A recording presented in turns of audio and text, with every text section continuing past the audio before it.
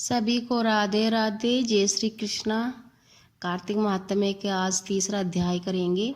इसमें सागर पुत्र शंकासुर द्वारा वेद मंत्रों का हरण। सत्यभामा बोली, हे भगवान, आप तीनों लोगों के जानने वाले हैं। आप काल स्वरूप है और सब काल के समान है। तब फिर आप कार्तिक मास को इतना श्रेष्ठ क्यों मानते हैं? हे देव, इसी प्रकार सब तिथियों में एकादशी और सब महीनों में कार्तिक मास ही आपको प्रिय क्यों है? इसका कारण बताइए। श्री कृष्ण जी बोले, हे कांते, तुमने बड़ा ही अच्छा प्रश्न किया है। इस विषय में एकाग्रचित्त होकर राजा वेणु के पुत्र पृथु और महर्षि नारद का पूरा संवाद सुनो, जिसे पहले महाराज पृथु ने नारद से पूछा था तथा नारद जी ने कार्तिक मास की महिमा बतलाई।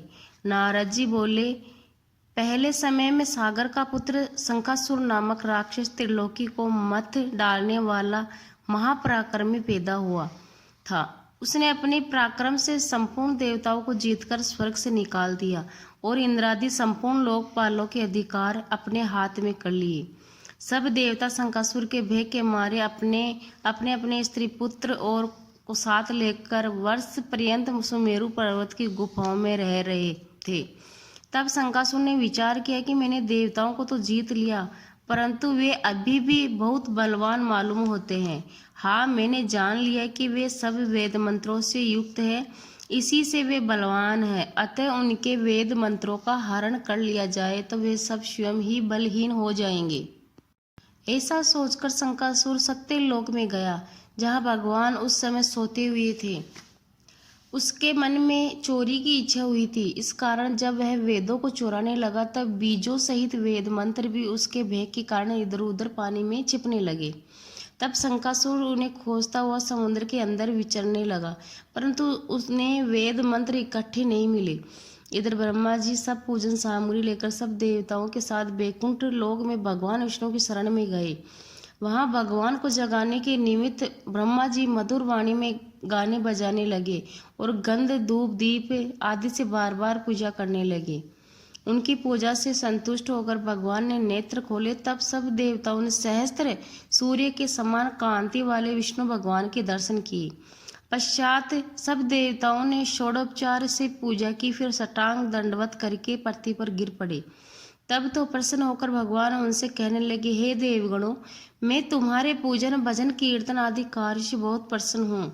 आप लोगों की मनोकामना में पूर्ण करूंगा, यही वर देता हूँ। और कहा, अश्विन शुक्ल पक्ष के एकादशी से लेकर देव उठने एकादशी तक जो भी मनुष्य ब्रह्म मुहूर्त में प्रातः काल तुम्हारी तरह मेरा भजन कीर्तन और पूजन करेंगे, वे सब मुझे प्यारे होंगे और मुझे प्राप्त होंगे। पाद आर्ध्य आचमनीय आदि जो सामग्री एवं पूजा का सामान तुम मेरे निमित्त लाए हो, वह अत्यंत गुणकारी होकर तुम्हारे लिए उत्तम फलदायक होंगे। तुम्हारे यहाँ आने ही हमको सब बातें ज्ञात हो गई थी। शंकासुर जिन वेदों को हार कर ले गया है, वे सब तो शंकासुर अभी जल में ही स्थिर है। इसलिए मैं शंकासुर को मारकर वेदों को ले आऊंगा। अब से लेकर 20 मंत्र समेत सब वेद प्रतिवर्ष कार्तिक के महीने में सदा जल में निवास करेंगे। मैं आज से मत्स्य रूप धारण कर जल में रहूंगा। तुम लोग भी सब मुनियों को साथ लेकर मेरे साथ आइए। और इन दिनों में इस लोक में जो मनुष्य प्रातः काल स्नान करके वे निश्चित यज्ञांत स्नान के फल को प्राप्त होंगे। अतः हे देवराज इंद्र, जो लोग कार्तिक मास में नियम पालन करते हैं, उनको तुम मेरे लोक में पहुंचा दिया करो और उनकी सब आपत्तियों विपत्तियों विघ्नों से रक्षा करते रहना। हे वरुण, तुम उनके पुत्र पौत्रों आदि देते रहना। हे धन कुबेर, तुम उनकी धन धान्य से वृद्धि करते रहना, क्योंकि कार्तिक का व्रत करने वाला जीवन से मुक्त हो जाता है और वह मेरा ही स्वरूप धारण कर। और हे अनंत देवताओं, जो जन्म से मरण तक इस उत्तम व्रत का नियम पालन करता है, वह तुम्हारा ही पूज्य है।